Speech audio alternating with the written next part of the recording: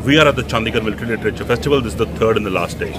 With me is noted historian from England, Amarpal Singh Sidhu. Sidhu Sahab has written 2 books on the Anglo-Sikh Wars, which define the way Punjab went after 1846 and 1849, and what happened to the Sikh armies, why did the British win those wars, and how it has changed the course of Punjab, the destiny of Punjabis and Sikhs, especially where Ranjit Singh's empire collapsed. We'll take you to Dr. Sidhu. He's with us. Dr. Sidhu, you are an authority on these Anglo-Sikh wars. You just conducted a session out here about the Anglo-Sikh wars, 2 specific wars, Firoz Shah and Chandigarh. Can you start with Firoz Shah, where you refer to the nights before the war and how it happens and how Dyal Singh and Lal Singh goes like. Could you define largely in the context of the Anglo-Sikh wars how it changes Punjab? Okay, well, Punjab was an independent state, so the impact that Firoz Shah and Chilliwala had is absolutely huge. You know, before you had a separate country, an independent country. Now, if we assume that the Sikh army had won, you would have had a large state comprised of Punjab, comprised of Jammu, Kashmir, right up to you know, the Khyber Pass. So essentially, the whole of North Pakistan would have been a separate state. So Pakistan wouldn't really have existed at that time. That, you know, the whole issue of 1947 wouldn't have arisen, I think. So we would have seen a quite different state to what we see now. Rather than India and Pakistan, we would have seen a state there, the Lahore state, which I guess would have been a lot more friendlier with India. So the whole dynamics of this area would have been different. Sidhu sir, one of the panelists, Lieutenant General T.S. Shergill, brought out that there were elements within the Khalsa army who were not happy with or wanted to bring the Khalsa army down. There's a lot of talk in history about Dyal Singh and Lal Singh. Were there any other elements other than Dyal Singh and Lal Singh? Yeah, sure. Unfortunately, by the time of the Anglo-Sikh Wars, there'd been a huge change in the Punjab. You know, the Sikh army had all the control. They weren't obeying their officers. They weren't obeying their generals. They weren't obeying the political leaders.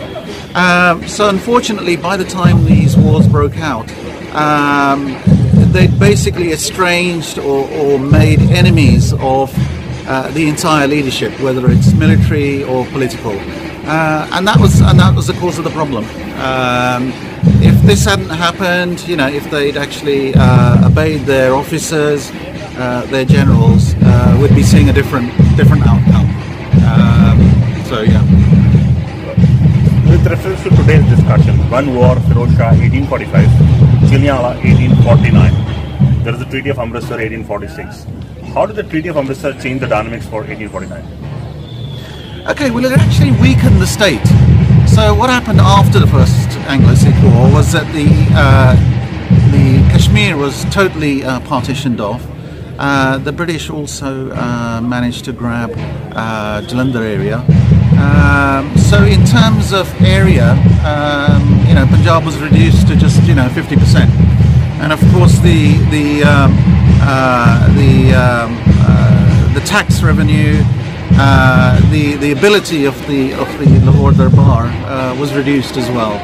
So, you know, the real chance for the Sikh army was actually in the first war. You know, Chilliwala is important, but they never really had the resources after the Treaty of Amritsar to actually challenge the British on an equal footing. The first Anglo-Sikh War, it was on an equal footing. In fact, the Sikh army was superior in many respects to the British force. So absolute change. So there's a big difference between the 2 wars. Sidhu sir, I'll ask another question on the same subject. See, what happens is Ranjit Singh dies, the Sikh army is not able to stand up to the British. First time, as you say, in 1845, it is probably on equal footing. After the Treaty of Amritsar, 1849, the Sikhs have lost the revenue, the power, and part of the area. Had this war taken place in time of Ranjit Singh, would it have been different? Yeah, I believe it would have been different. There are suggestions that Ranjit Singh was planning something against the British. But that's, we can't comment on that. But certainly if the war had been declared, immediately after Ranjit Singh, the generals were there, Shyam Singh Atariwala was there, other experienced officers who left the army after the troubles would have been there as well. And of course the army would have been disciplined. So all the issues that arose in 1845, 1846 were not there earlier on. So 1841, 1842, there was still a large amount of stability in the state. Sir, one last question. I'll again take you back to Ranjit Singh's time. During the British-Afghan conquest, 1830s, late 1830s, Ranjit Singh actually helped the British go into Afghanistan via the lower parts of Pakistan. Do you think the massacre of the British Army in Afghanistan in 1842 angered the British against Ranjit Singh? No, I don't think so. I think it was quite a clever ploy by Ranjit Singh to get the British involved in Afghanistan. He was a wise guy. He knew that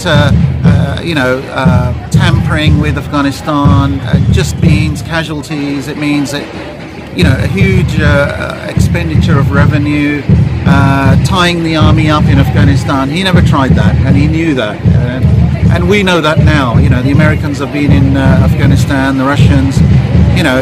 It's a money pit, and it's very difficult to control. But he allowed the British to do that, and I personally think it was a ploy of his, because he knew they would not get any sort of satisfaction going into Afghanistan, and it would just be, for their ruin, really. So it was a clever ploy on his part. It wasn't by accident, and it's what he wanted as well.